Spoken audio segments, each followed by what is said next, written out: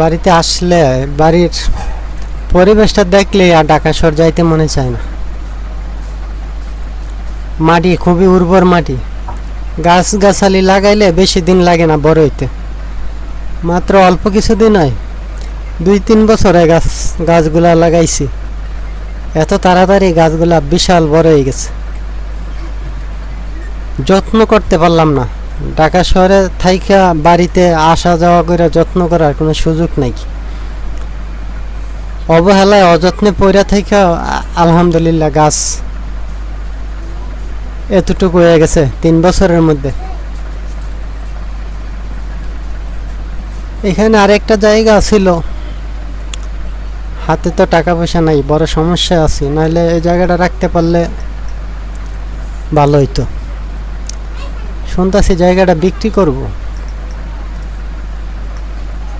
জায়গাটা রাখতে পারলে আমার বাড়িটা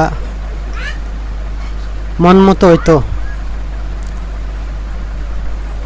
আমার এখানে আছে যে জায়গা আছে ওটার সাথে এটা অ্যাডজাস্ট করতে পারলে বিশাল একটা বাড়ি হইতো।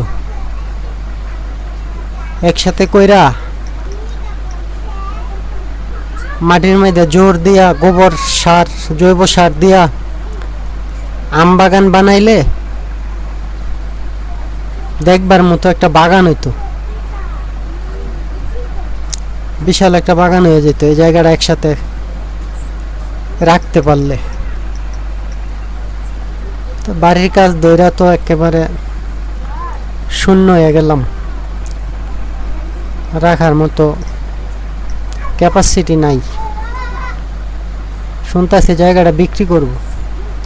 ওই যে আমার বাগান, এই বাগান থেকে এই মাঠটা, এই খালি মাঠটা পর্যন্ত, আর ওই উত্তর পাশে কয়টা গরু দেখা যায়।